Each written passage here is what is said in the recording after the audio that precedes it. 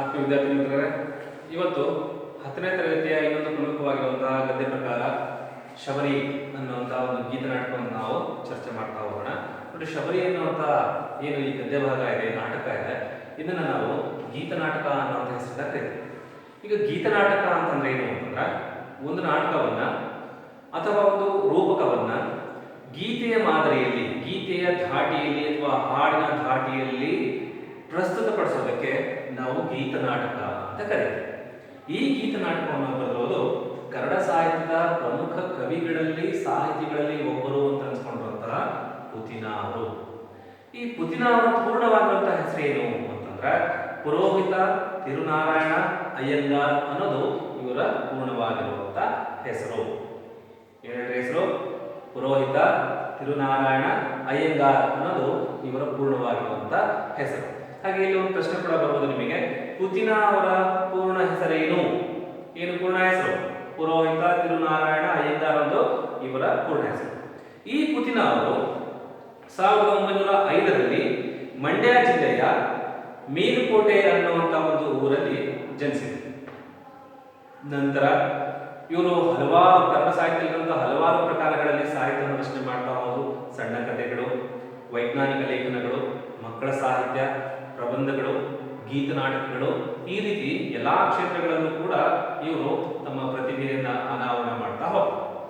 ಆದರೆ ಪುತಿನ ಅಂದ ತಕ್ಷಣ ನಮಗೆ ನೆನಪಾಗುವಂತಹ ಇವರ ಪ್ರಾತಿನಿಧಿಕ ಸಾಹಿತ್ಯದ ಪ್ರಕಾರ ಯಾವುದು ಅಂತಂದ್ರೆ ಅದು ಗೀತ ನಾಟಕ. ಕನ್ನಡ ಸಾಹಿತ್ಯದಲ್ಲಿ ಹೇಳ್ತಾರೆ ಏನಂತ, ಪುತಿನ ಅವರ ಪ್ರಾತಿನಿಧಿಕ ಸಾಹಿತ್ಯ. ಹೀಗಂದ್ರೆ ಏನು? ಪುತಿನ ಅವರು ಹೆಚ್ಚು ಆಸ್ಥೆಯಿಂದ, ತುಂಬಾ ಪ್ರೀತಿಯಿಂದ ಬರೆದಂತ ಸಾಹಿತ್ಯದ ಪ್ರಕಾರ ಅದು ಗೀತ ನಾಟಕ. ಅದಕ್ಕೆ ಪ್ರಾತಿನಿಧಿಕ ಸಾಹಿತ್ಯ ಅಂತ ಕರೀತಾರೆ. ಪ್ರಾತಿನಿಧಿಕ, ಪ್ರತಿನಿಧಿಸುವಂಥದ್ದು. ಇಲ್ಲಿ ಪುತಿನ ಪ್ರತಿನಿಧಿಸಿದಂತಹ ಪ್ರಮುಖವಾದ ಸಾಹಿತ್ಯ ಪ್ರಕಾರ ಗೀತ ನಾಟಕ. ಹಾಗಂತ ಅವರು ಬೇರೆ ಪ್ರಕಾರದ ಸಾಹಿತ್ಯವನ್ನು ಬರೀಲಿಲ್ಲ ಅಂತಲ್ಲ. ನಾನು ಮೊದಲೇ ಹೇಳಿದೆ ನಿಮಗೆ, ಅವರು ಸಣ್ಣ ಕಥೆಗಳನ್ನ ಬರೆದಿದ್ದಾರೆ, ಪ್ರಬಂಧಗಳನ್ನ ಬರೆದಿದ್ದಾರೆ, ಪ್ರವಾಸ ಕಥನಗಳನ್ನು ಬರೆದಿದ್ದಾರೆ ಅಂತೆಲ್ಲ ಹೇಳಿದೆ. ಅದರಲ್ಲಿ ತುಂಬಾ ವಿಶೇಷವಾಗಿ ಅವರು ಒತ್ತು ಕೊಟ್ಟು ಬರೆದಿರುವಂತಹ ಸಾಹಿತ್ಯ ಪ್ರಕಾರ ಅಂದ್ರೆ ಪ್ರಾತಿನಿಧಿಕವಾದಂತಹ ಸಾಹಿತ್ಯ ಪ್ರಕಾರ ಅಂದ್ರೆ ಅದು ಗೀತ ನಾಟಕ. ಇಲ್ಲೂ ಕೂಡ ನಿಮ್ಗೆ ಒಂದು ಪ್ರಶ್ನೆ ಬರ್ಬೋದು, ಏನಂತ, ಪುತಿನ ಅವರ ಪ್ರಾತಿನಿಧಿಕ ಸಾಹಿತ್ಯ ಪ್ರಕಾರ ಯಾವುದು ಅಂತ. ಯಾವುದು ಅಂದ್ರೆ ಅದು ಗೀತ ನಾಟಕ ಆಗಿರುತ್ತೆ. ಗೀತ ನಾಟಕವನ್ನು ನಾವು ಪುತಿನ ಅವರ ಪ್ರಾತಿನಿಧಿಕ ಸಾಹಿತ್ಯ ಪ್ರಕಾರ ಅಂತ ಕರಿತೀವಿ. ಹಾಗೆ ಅವರು ಹುಟ್ಟಿದಂಥದ್ದು ಕೂಡ ನಾನು ಹೇಳಿದೆ 1905 ಮಂಡ್ಯ ಜಿಲ್ಲೆಯ ಮೇಲುಕೋಟೆ ಇವರ ಹುಟ್ಟಿದ ಸ್ಥಳ. ಹಾಗೆ ಇವರು ಬರೆದಿರುವಂತಹ ಪ್ರಮುಖ ಸಾಹಿತ್ಯದ ಕೃತಿಗಳು ಅಂತಂದ್ರೆ ಅದು ಅಹಲ್ಯೆ, ಗೋಕುಲ ನಿರ್ಗಮನ, ಶಬರಿ, ವಿಕಟಕವಿ ವಿಜಯ, ಹಂಸದಮಯಂತಿ ಮತ್ತು ಇತರ ರೂಪಕಗಳು, ಹಣತೆ, ರಸ ಸರಸ್ವತಿ, ಗಣೇಶ ದರ್ಶನ, ಶಾರದಯಾಮಿನಿ, ಶ್ರೀಹರಿಚರಿತೆ ಮತ್ತು ರಥಸಪ್ತಮಿ ಅನ್ನೋದು ಇವರು ಬರೆದಿರುವಂತಹ ಪ್ರಮುಖವಾದಂತಹ ಕೃತಿಗಳು ಅಥವಾ ಇವರಿಂದ ರಚನೆ ಆಗಿರುವಂತಹ ಸಾಹಿತ್ಯ. ಇದರಲ್ಲಿ ಪ್ರಮುಖವಾಗಿ ನೀವು ನೋಡಿದ್ರೆ ಹಂಸದಮಯಂತಿ ಮತ್ತು ಇತರ ರೂಪಕಗಳು ಅನ್ನುವಂತಹ ಕೃತಿ ಏನಿದೆ, ಈ ಕೃತಿಗೆ ಪುತಿನ ಅವರಿಗೆ ಕೇಂದ್ರ ಸರ್ಕಾರ ಕೊಡುವಂತಹ ಕೇಂದ್ರ ಸಾಹಿತ್ಯ ಅಕಾಡೆಮಿ ಪ್ರಶಸ್ತಿ ಇವರಿಗೆ ಸಿಕ್ಕಿದೆ. ಅರ್ಥ ಆಯ್ತಾ? ಕೇಂದ್ರ ಸಾಹಿತ್ಯ ಅಕಾಡೆಮಿ ಪ್ರಶಸ್ತಿ ಯಾವ ಕೃತಿಗೆ ಸಿಕ್ಕಿದೆ? ಹಂಸದಮಯಂತಿ ಮತ್ತು ಇತರ ರೂಪಕಗಳು. ಇಲ್ಲೊಂದು ಪ್ರಶ್ನೆ ಬರುತ್ತೆ ನೋಡಿ, ಪುತಿನ ಅವರ ಕೇಂದ್ರ ಸಾಹಿತ್ಯ ಅಕಾಡೆಮಿ ಪ್ರಶಸ್ತಿ ಪಡೆದಂತ ಕೃತಿ ಯಾವುದು ಅಂತ ಪ್ರಶ್ನೆ ಬರುತ್ತೆ. ಅದಕ್ಕೆ ಉತ್ತರ ಹಂಸದಮಯಂತಿ ಮತ್ತು ಇತರ ರೂಪಕಗಳು. ಇದೇ ಪ್ರಶ್ನೆನ ಬದಲಾಯಿಸಿ ಕೇಳಿದೆ, ಹಂಸದಮಯಂತಿ ಮತ್ತು ಇತರ ರೂಪಕಗಳು ಅನ್ನುವಂತಹ ಪುತಿನ ಅವರ ಕೃತಿ ಪಡೆದಿರುವಂತಹ ಪ್ರಶಸ್ತಿ ಯಾವುದು, ಅಥವಾ ಪುತಿನರವರ ಹಂಸದಮಯಂತಿ ಮತ್ತು ಇತರ ರೂಪಕಗಳು ಅನ್ನುವಂತಹ ಕೃತಿಗೆ ಸಂದಿರುವಂತಹ ಪ್ರಶಸ್ತಿ ಯಾವುದು ಅಂದ್ರೆ ಅದು ಕೇಂದ್ರ ಸಾಹಿತ್ಯ ಅಕಾಡೆಮಿ ಪ್ರಶಸ್ತಿ. ಅದೇ ರೀತಿಯಾಗಿ ಶ್ರೀ ಹರಿಚರಿತೆ ಅನ್ನುವಂಥ ಕೃತಿ ಏನಿದೆ, ಈ ಕೃತಿಗೆ ಕರ್ನಾಟಕ ಸರ್ಕಾರ ಇವರಿಗೆ ಪಂಪ ಪ್ರಶಸ್ತಿಯನ್ನು ಕೂಡ ಕೊಟ್ಟಿದೆ. ಪಂಪ ಪ್ರಶಸ್ತಿಯನ್ನು ಕೂಡ ಕೊಟ್ಟಿದೆ. ಯಾವ ಕೃತಿಗೆ? ಶ್ರೀ ಹರಿಚರಿತೆ ಅನ್ನುವಂಥ ಕೃತಿಗೆ. ಈ ಪ್ರಶ್ನೆ ಮತ್ತೆ ಇಲ್ಲೂ ಕೂಡ ಬರ್ಬೋದು, ಪುತಿನ ಅವರ ಪಂಪ ಪ್ರಶಸ್ತಿ ಪಡೆದಂತ ಕೃತಿ ಯಾವುದು? ಶ್ರೀ ಹರಿಚರಿತೆ. ಅಥವಾ ಪುತಿನ ಅವರ ಶ್ರೀ ಹರಿಚರಿತೆ ಕೃತಿಗೆ ಸಿಕ್ಕಿರುವಂತಹ ಅಥವಾ ದೊರೆತಿರುವಂತಹ ಪ್ರಶಸ್ತಿ ಯಾವುದು? ಅದು ಪಂಪ ಪ್ರಶಸ್ತಿ. ಸೊ ಅದೇ ರೀತಿ ನಾವು ಪುತಿನ ಅವರ ಬಗ್ಗೆ ಈಗ ಚರ್ಚೆ ಮಾಡ್ತಾ ಹೋದ್ರೆ, ಇವರು ನವೋದಯ ಸಾಹಿತ್ಯ ಪ್ರಕಾರದ ಪ್ರಮುಖ ಕವಿಗಳಲ್ಲಿ, ಪ್ರಮುಖ ಸಾಹಿತಿಗಳಲ್ಲಿ ಒಬ್ಬರು, ನವೋದಯ ಸಾಹಿತ್ಯ ಪ್ರಕಾರ. ಹಾಗೆ ಅವರು ವಿಶ್ವಕೋಶವನ್ನ ಕನ್ನಡ ಭಾಷೆಗೆ ಭಾಷಾಂತರಕಾರರಾಗಿ ಇವರು ಕೆಲಸವನ್ನು ಮಾಡಿದ್ದಾರೆ. ವಿಶ್ವಕೋಶವನ್ನು ಕನ್ನಡಕ್ಕೆ ಇವರು ತರ್ಜುಮೆಯನ್ನು ಮಾಡಿದ್ದಾರೆ. ಅದೇ ರೀತಿಯಾಗಿ ಮೈಸೂರು ವಿಶ್ವವಿದ್ಯಾನಿಲಯದಲ್ಲಿ ಇವರು ಕನ್ನಡ ಮತ್ತು ಇಂಗ್ಲಿಷ್ ನಿಘಂಟುವನ್ನು ರಚನೆ ಮಾಡೋದ್ರಲ್ಲಿ ಕೂಡ ಇವರು ಸಾಕಷ್ಟು ಪರಿಶ್ರಮವನ್ನ ಹಾಕಿರುವಂತಹ ಪ್ರಮುಖ ಸಾಹಿತಿ. ಈಗ ನಾವಿಲ್ಲಿ ಮುಖ್ಯವಾಗಿ ಚರ್ಚೆ ಮಾಡಬೇಕಾಗಿರುವಂತಹ ವಿಷಯ ಯಾವುದು ಅಂತಂದ್ರೆ, ಪುತಿನ ಅವರು ರಚನೆ ಮಾಡಿರುವಂತಹ ಶಬರಿ ಅನ್ನುವಂಥ ಪಾತ್ರ. ಶಬರಿ ಅಂದ್ರೆ ಯಾರು, ಶಬರಿಯ ಪ್ರಾಮುಖ್ಯತೆ ಏನು, ಶಬರಿಯ ಭಕ್ತಿ ಎಂಥದ್ದು ಅನ್ನುವಂಥ ವಿಷಯದ ಬಗ್ಗೆ ನಾವು ಈಗ ಚರ್ಚೆ ಮಾಡ್ತೇವೆ. ಸೊ ಇಲ್ಲಿ ಈಗ ಮೊಟ್ಟ ಮೊದಲಿಗೆ ನಾವು ಗಮನಿಸಬೇಕಾಗಿರುವಂತಹ ವಿಷಯ ಯಾವುದು ಅಂತಂದ್ರೆ, ಈ ಶಬರಿ ಅನ್ನುವಂಥ ಪಾತ್ರ ಎಲ್ಲಿ ಬರುತ್ತೆ ಅನ್ನೋದನ್ನ ಚರ್ಚೆ ಮಾಡೋಣ.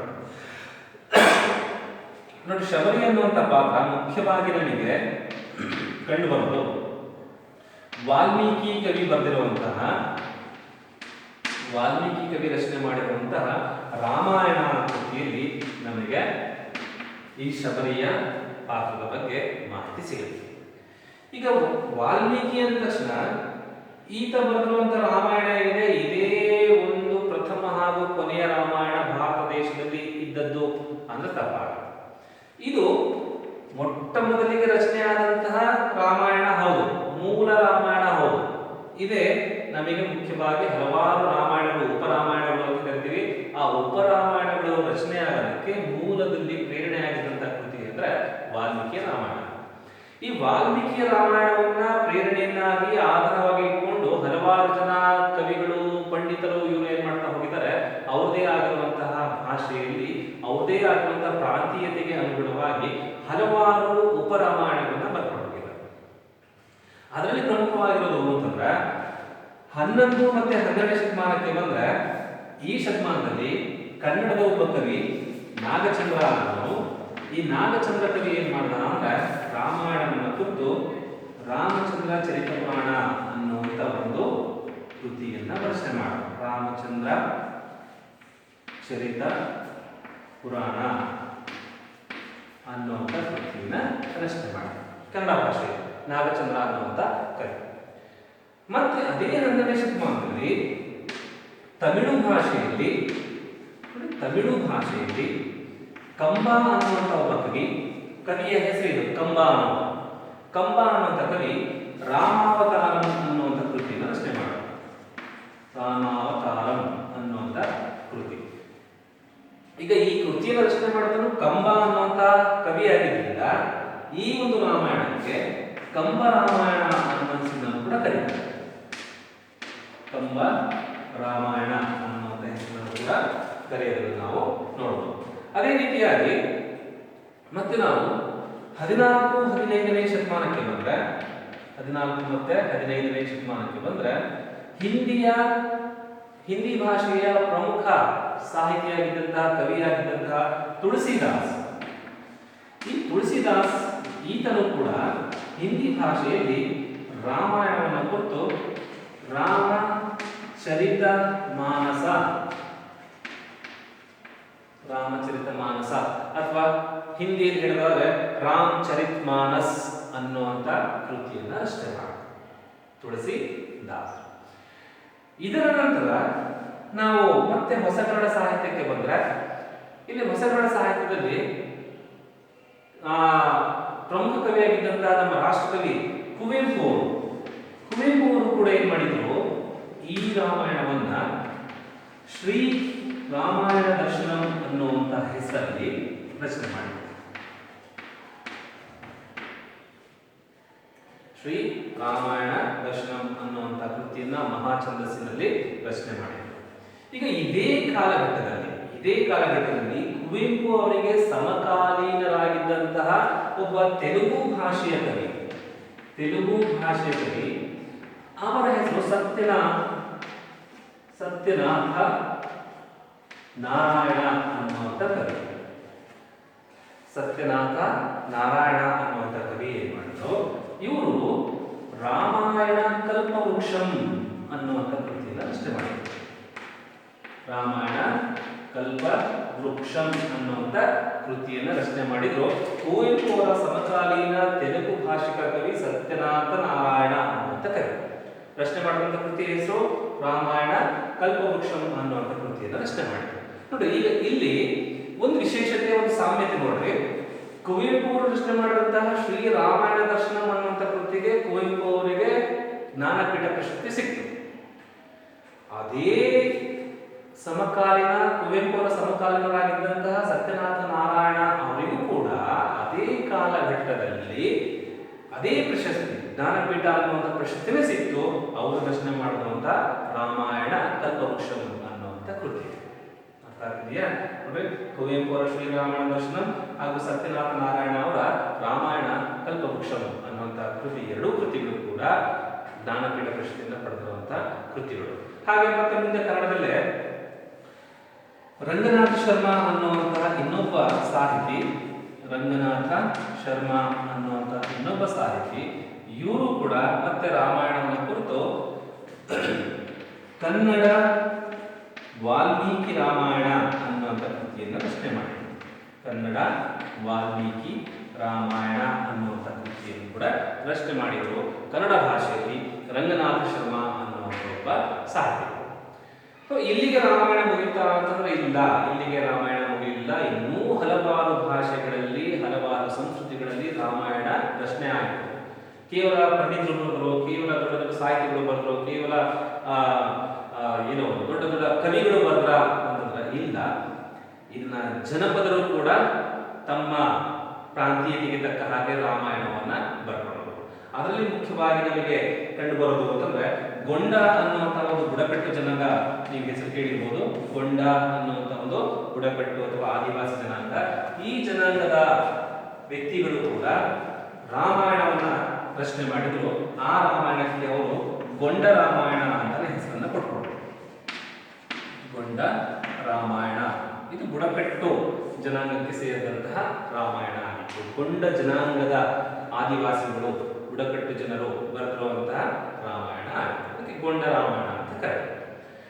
ಇಷ್ಟೇ ಅಲ್ಲದೆ ಇನ್ನು ನಾವು ಹಲವಾರು ಪ್ರಮುಖ ದೇಶಗಳಾಗಿರುವಂತಹ Malaysia, Thailand, Philippines, Cambodia, Java, Sumatra, Indonesia, China, Sri Lanka ಇಂಥ ಹಲವಾರು ದೇಶಗಳನ್ನು ನೋಡಿದಾಗ ಈ ಹಲವಾರು ದೇಶಗಳಲ್ಲೂ ಕೂಡ ರಾಮಾಯಣಕ್ಕೆ ಸಂಬಂಧಪಟ್ಟಿರುವಂತಹ ಹಲವಾರು ಕೃತಿಗಳು ರಚನೆ ಆಗಿರೋದನ್ನು ನಾವು ನೋಡಬಹುದು, ಅಥವಾ ರಾಮಾಯಣದ ಕಥಾವಸ್ತುವನ್ನ ಉಳ್ಳಂತಹ ಕೃತಿಗಳು ರಚನೆ ಆಗಿರೋದನ್ನು ನೋಡಬಹುದು. ಜೊತೆಗೆ ಇವತ್ತಿಗೂ ಕೂಡ ಆ ಕೆಲವು ನಾಡುಗಳಲ್ಲಿ ರಾಮಾಯಣದಲ್ಲಿ ಬರುವಂತಹ ಪ್ರಮುಖ ಪಾತ್ರಗಳನ್ನ ಅಲ್ಲಿನ ಉತ್ಸವಗಳಲ್ಲಿ, ಅಲ್ಲಿನ ಹಬ್ಬ ಹರಿದಿನಗಳಲ್ಲಿ ಆ ಪಾತ್ರಗಳ ವೇಷವನ್ನು ಧರಿಸಿ ಅಲ್ಲಿ ಅವರು ನಟನೆಯನ್ನ ಮಾಡುವಂಥದ್ದನ್ನ, ನೃತ್ಯವನ್ನು ಮಾಡುವುದನ್ನು ನಾವು ನೋಡಬಹುದು. ಈಗ ಈ ಶಬರಿ ಅನ್ನುವಂತಹ ಪುಸ್ತಕದಲ್ಲಿ ಅಥವಾ ಶಬರಿ ಅನ್ನುವಂತಹ ಪಾಠದಲ್ಲಿ ಇನ್ನೊಂದು ಮುಖ್ಯವಾಗಿ ನಾವು ಚರ್ಚೆ ಮಾಡಬೇಕಾಗಿರುವಂತಹ ವಿಷಯ ಏನು ಅಂತಂದ್ರೆ ಈ ಶಬರಿಯ ಪಾತ್ರದಲ್ಲಿ. ಈಗ ನಾವು ರಾಮಾಯಣದಲ್ಲಿ ಇರುವಂತಹ ವಿಧಗಳು, ರಾಮಾಯಣದ ಪ್ರಕಾರಗಳು, ಅದನ್ನು ಬರೆದಿರುವಂತಹ ಕವಿಗಳ ಬಗ್ಗೆ ನಾವು ಚರ್ಚೆ ಮಾಡಿದ್ವಿ. ಈಗ ಶಬರಿಯ ಪಾತ್ರದ ಬಗ್ಗೆ ಮುಖ್ಯವಾಗಿ ಚರ್ಚೆ ಮಾಡುವಂತ ಕೃತಿಗಳ ಬಗ್ಗೆ ಸ್ವಲ್ಪ ತಿಳ್ಕೊಳ್ಳೋಣ. ನಾನು ಆಗಲೇ ಹೇಳಿದೆ, ವಾಲ್ಮೀಕಿಯ ರಾಮಾಯಣ ಶಬರಿಯ ಬಗ್ಗೆ ಕೆಲವು ಮಾಹಿತಿಗಳನ್ನು ಕೊಡುತ್ತೆ.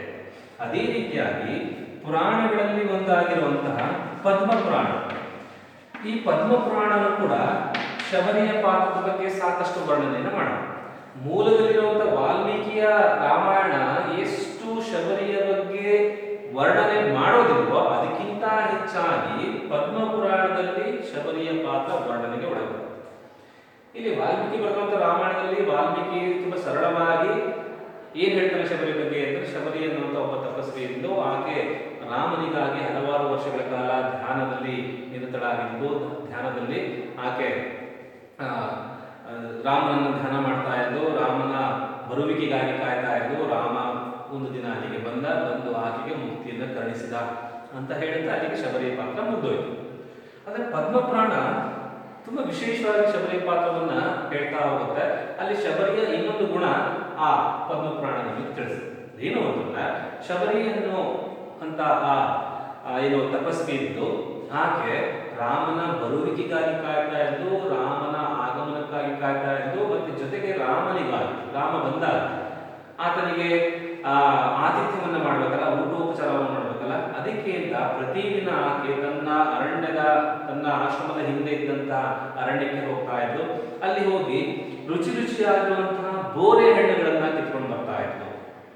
ಜೊತೆಗೆ ಸುವಾಸನೆಯನ್ನ ಬೀರುವಂತಹ, ಕಂಪನ್ನ ಬೀರುವಂತಹ ಹಲವಾರು ಬಣ್ಣ ಬಣ್ಣದ ಹೂವುಗಳನ್ನ ತರ್ತಾ ಇದ್ಲು. ಹೂವುಗಳನ್ನ ಸೇರಿಸಿ ಮಾಲೆಯನ್ನ ಕಟ್ಟಿ ರಾಮನಿಗೆ ಹಾಕಬೇಕು ಅಂತ ಅವನ್ನ ಶೇಖರಿಸಿ ಇಡ್ತಾ ಇದ್ಲು ಪ್ರತಿದಿನ ಅಂತ ಹೇಳಿ. ಆದರೆ ಮುಖ್ಯವಾಗಿರುವಂತದ್ದೇನು, ಬೋರೆಯ ಹಣ್ಣುಗಳನ್ನು ತರ್ತಾ ಇದ್ಲು. ಆ ಬೋರೆಯ ಹಣ್ಣುಗಳನ್ನು ತಂದು ಸ್ವತಃ ಆಕೆ ಮೊದಲು ಆ ಹಣ್ಣುಗಳನ್ನ ಕಚ್ಚಿ ತಿಂದು ನೋಡಿ. ಆ ಹಣ್ಣುಗಳು ಸಿಹಿಯಾಗಿದ್ರೆ ಆ ಹಣ್ಣುಗಳನ್ನ ರಾಮನಿಗಾಗಿ ಇಡ್ತಾ ಇದ್ರು. ಆ ಹಣ್ಣುಗಳು ಕಹಿಯಾಗಿದ್ರೆ ಅಥವಾ ಹುಳಿಯಾಗಿದ್ರೆ ಅಥವಾ ಅದು ರುಚಿ ಇಲ್ಲ ಅಂತಂದ್ರೆ ಆ ಹಣ್ಣುಗಳನ್ನ ಅಲ್ಲಿಂದ ತೆಗೆದು ಬಿಸಾಕ್ತಾರೆ.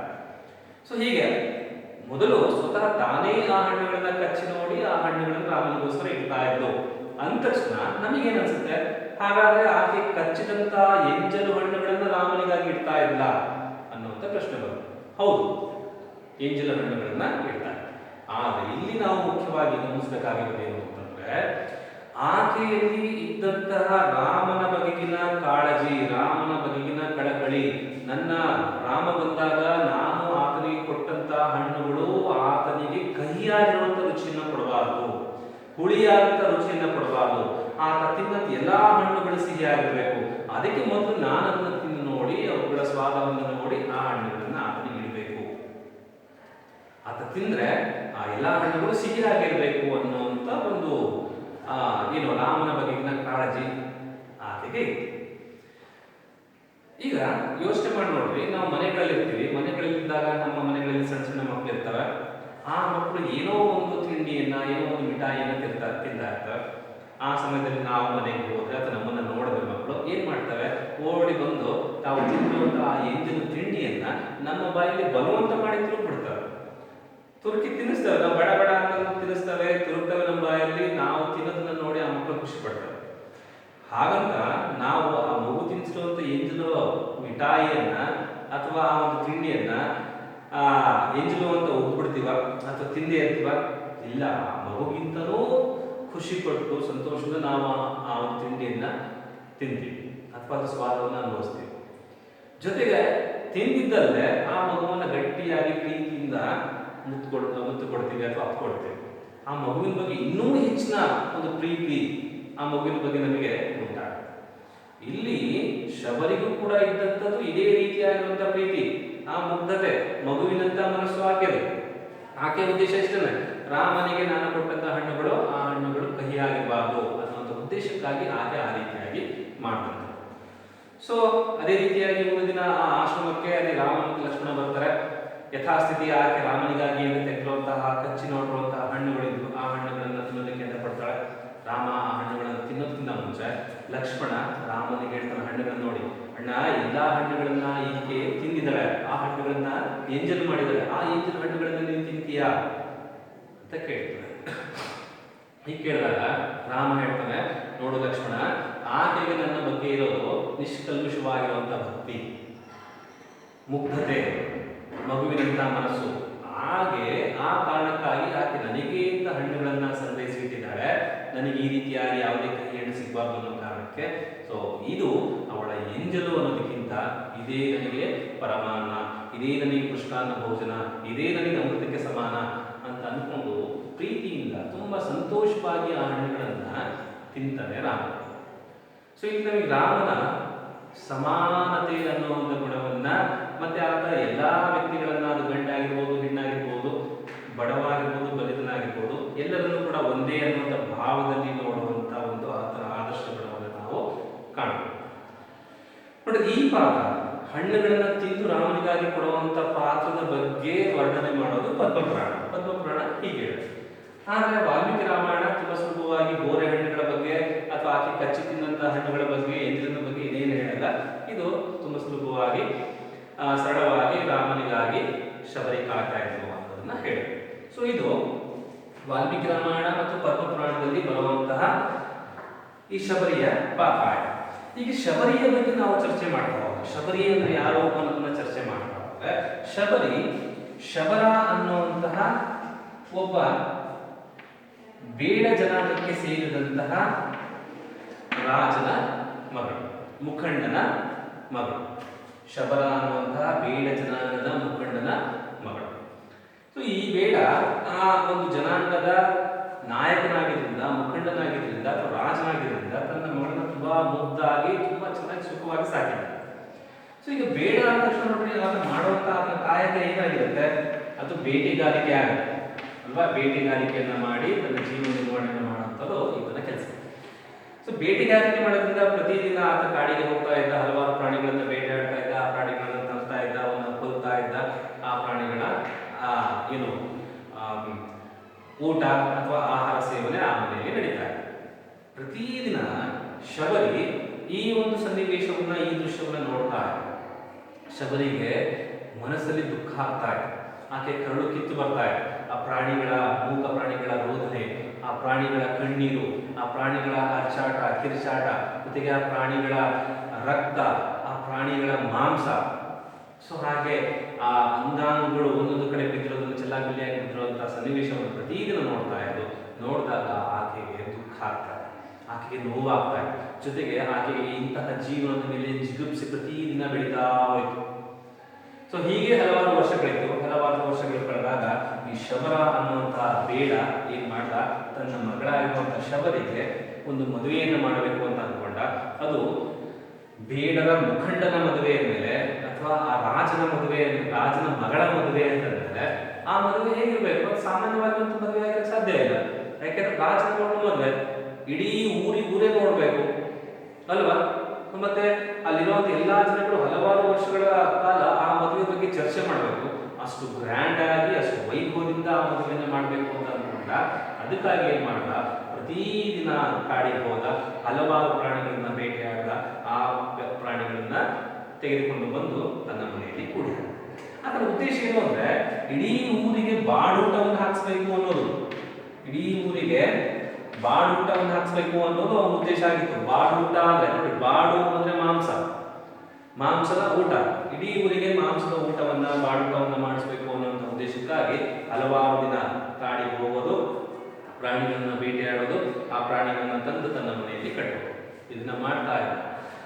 ಇದು ಆತನ ದೈನಂದಿನ ಕೆಲಸ ಆಗಿದೆ.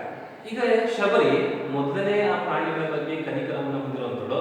ಈಗ ಯೋಚನೆ ಮಾಡ್ತಾಳೆ, ತನ್ನ ಮದುವೆಯ ಕಾರಣಕ್ಕಾಗಿ ಇಷ್ಟೊಂದು ಪ್ರಾಣಿಗಳ ಹತ್ಯೆ ಆಗೋದು, ಇಷ್ಟೊಂದು ಪ್ರಾಣಿಗಳನ್ನ ನಮ್ಮ ತಂದೆ ಕೊಲ್ಲೋದು, ಇದು ಎಷ್ಟು ಮಟ್ಟಿಗೆ ಸರಿ ಅಂತ ಯೋಚನೆ ಮಾಡಿ. ಅದ್ರ ಜೊತೆಗೆ ಮತ್ತೆ ಆ ಪ್ರಾಣಿಗಳ ಕಿರ್ಚಾಟ, ಪ್ರಾಣಿಗಳ ಮೂಕ ರೋದನೆ, ಇವನ್ನೆಲ್ಲ ಆಕೆಯ ಏನು ಮನಸ್ಸಿನಲ್ಲಿ ಪದೇ ಪದೇ ಆಕೆಗೆ ಹೇಳ್ತಾ ಇದೆ. ನಿನ್ನಿಂದ ಹತ್ಯೆ ಆಗ್ತಾ ಇದೆ, ನಿನ್ನಿಂದ ಇಷ್ಟೊಂದು ಪ್ರಾಣಿಗಳು ಸಾಯ್ತಾ ಇದ್ದಾವೆ ಅನ್ನೋದು ಆಕೆಯ ಮನಸ್ಸಿನಲ್ಲಿ ಕೊರಿತಾ ಇದೆ. ಸೊ ಅದಕ್ಕೆ ಏನಂದ್ಕೊಂಡು, ಈಗ ಇಷ್ಟು ಪ್ರಾಣಿಗಳ ಜೀವ ಉಳಿಬೇಕು ಅಂದ್ರೆ, ಪ್ರಾಣಿಗಳ ಮಾರಣ ಹೋಮ ಆಗಬಾರ್ದು ಅಂದ್ರೆ ಏನ್ ಮಾಡ್ಬೇಕು, ಆ ಮದುವೆ ಆಗಬಾರ್ದು. ಆ ಮದುವೆ ಆಗಬಾರ್ದು ಅಂದ್ರೆ ಏನ್ ಮಾಡ್ಬೇಕು, ನಾನು ಇಲ್ಲಿ ಇರಬಾರ್ದು, ನನ್ನ ತಂದೆ ಮನೆಯಲ್ಲಿ ನಾನು ಇರಬಾರ್ದು ಅಂತ ಯೋಚನೆ ಮಾಡಿದ್ದೆ.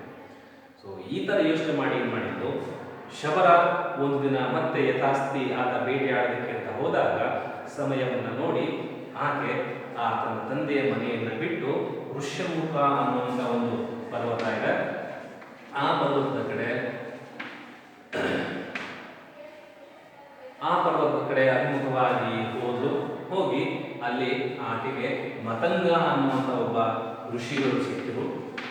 ಆ ಮತಂಗ ಋಷಿಗಳ ಆಶೀರ್ವಾದದಿಂದ ಅವರ ಶಿಷ್ಯರಾಗಿ ಸೇರ್ಕೊಂಡು ಮತಂಗ ಮಹರ್ಷಿಗಳ ಆಶ್ರಮದಲ್ಲೇ ನೆಲೆಯನ್ನು ಕಟ್ಕೊಂಡರು.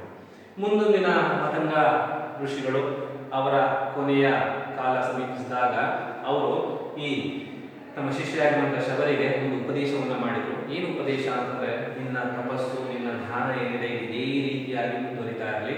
ನೀನು ಪ್ರತಿದಿನ ರಾಮನ ನಾಮದ ಜಪವನ್ನು ಮಾಡು, ರಾಮನ ಸ್ಮರಣೆಯನ್ನ ಮಾಡು, ರಾಮನ ಏನು ಧ್ಯಾನದಲ್ಲೇ ನಿನ್ನ ದಿನಗಳನ್ನ ಕಳಿ. ಒಂದು ದಿನ ಮುಂದೆ ಒಂದು ದಿನ ಇದೇ ನಮ್ಮ ಆಶ್ರಮದ ದಾರಿಯಲ್ಲಿ ರಾಮ ಲಕ್ಷ್ಮಣರು ಬರ್ತಾರೆ. ಆ ರಾಮ ಲಕ್ಷ್ಮಣರಿಂದಾಗಿ ನಿನ್ನ ಜೀವನಕ್ಕೆ ನಿನಗೆ ಮುಕ್ತಿ ಸಿಗುತ್ತೆ ಅಂತ ಆ ವಿಷಯವನ್ನ ಇಲ್ಲಿ ಅವರ ಗುರುಗಳಾಗಿರುವಂತಹ ಮತಂಗ ಮಹರ್ಷಿಗಳು ಹೇಳಿ ಅವರು ತಮ್ಮ ಜೀವವನ್ನ ತ್ಯಜಿಸಿದರು. ಸೊ ಅಲ್ಲಿಂದ ರಾಮ ಬರೋವರೆಗೂ ಕೂಡ ಪ್ರತಿದಿನ ರಾಮನ ನಾಮದ ಜಪವನ್ನ ಮಾಡ್ತಾ, ಆತನ ಸ್ಮರಣೆಯನ್ನ ಮಾಡ್ತಾ ತಾನು ವೃದ್ಧೆಯಾದರೂ ಕೂಡ ತನ್ನ ಕಾಯಕದಲ್ಲಿ ಆಕೆ ನಿರತಳಾಗಿದ್ದು ಪ್ರತಿದಿನ ಆ ಹೊಲಕ್ಕೆ ಹೋಗಿ ಹೂವುಗಳನ್ನ ಹಣ್ಣುಗಳನ್ನ ಆರಿಸಿಕೊಂಡು ಬಂದು ಆ ಹಣ್ಣುಗಳನ್ನ ರಾಮ ಇವತ್ತು ಬರ್ತಾನೆ ಅಂತ ಅವನಿಗೋಸ್ಕರ ಸಿದ್ಧವಾಗಿಡೋದು. ಮತ್ತೆ ಈ ದಿನ ರಾಮ ಬರ್ದೇ ಇದ್ದಾಗ ಮಾರನೇ ದಿನ ಇದ್ದು ಆ ಎಲ್ಲ ಮಾಸು ಹೋಗಿರುವಂತಹ ಬಾಡಿ ಹೋಗಿರುವಂತಹ ಹೂವುಗಳನ್ನ ಹಣ್ಣುಗಳನ್ನೆಲ್ಲ ತೆಗೆದಿಟ್ಟು ಮತ್ತೆ ಪುನಃ ಯಥಾಸ್ಥಿತಿ ಕಾಡಿಗೆ ಹೋಗಿ ಕಾಡಿನ ಮತ್ತೆ ಹೊಸದಾಗಿರುವಂತಹ ಹೂವುಗಳನ್ನ ಹಣ್ಣುಗಳನ್ನ ತರೋದು, ಮತ್ತೆ ಅವನ್ನ ರಾಮನಿಗೋಸ್ಕರ ಅಣಿಗೊಳಿಸುವುದು, ಸಿದ್ಧಗೊಳಿಸುವುದು. ಇದು ಈಕೆಯ ಪ್ರತಿದಿನದ ಕಾಯಕ ಆಗಿದೆ. ಇದೇ ರೀತಿಯಾಗಿ ಆಕೆ ಜೀವನವನ್ನ ಕಳೆದು. ಸೊ ಶಬರಿಯನ್ನ ನೋಡಿದ್ರೆ ನಮಗೆ ಏನ್ ನೆನಪಾಗುತ್ತೆ ಅಂದ್ರೆ ಅಪ್ರತಿಮವಾಗಿರುವಂತಹ ಉತ್ಕಟವಾಗಿರುವಂತಹ ಭಕ್ತಿ ನೆನಪಾಗುತ್ತೆ. ಭಕ್ತಿ ಅಂದ್ರೆ ಹೇಗಿರುತ್ತೆ ಅಂತ ನಾವೇನಾದ್ರು ಕೇಳಿದ್ರೆ ಭಕ್ತಿ ಅನ್ನೋದು ಶಬರಿಯ ಹಾಗಿರುತ್ತೆ. ಭಕ್ತಿಗೆ ರೂಪ ಇಲ್ಲ ಅಲ್ವಾ? ಆದ್ರೆ ಅದಕ್ಕೆ ನಾವು ರೂಪ ಅನ್ನೋದೇನಾದ್ರು ಇದ್ದಿದ್ರೆ ಆ ಭಕ್ತಿ ಹೇಗೆ ಕಾಣ್ತಾ ಇದ್ದಿರ್ಬೋದು, ಅದು ಶಬರಿಯ ಹಾಗೆ ಕಾಣ್ತಾ ಇದ್ದಿರ್ಬೋದು. ಇದು ಪುತಿನ ಅವರ ಬಗ್ಗೆ, ಹಾಗೆ ರಾಮಾಯಣಗಳ ಬಗ್ಗೆ ಮತ್ತೆ ಶಬರಿಯ ಪಾತ್ರಗಳ ಬಗ್ಗೆ ಆಯ್ತು. ಮುಂದಿನ ತರಗತಿಯಲ್ಲಿ ನಾನು ಇಲ್ಲಿ ಬರುವಂತಹ ಈ ಗೀತನಾಟಕವನ್ನ ವಿಸ್ತಾರವಾಗಿ ನಾವು ಚರ್ಚೆ ಮಾಡ್ತಾ ಹೋಗೋಣ. Thank you.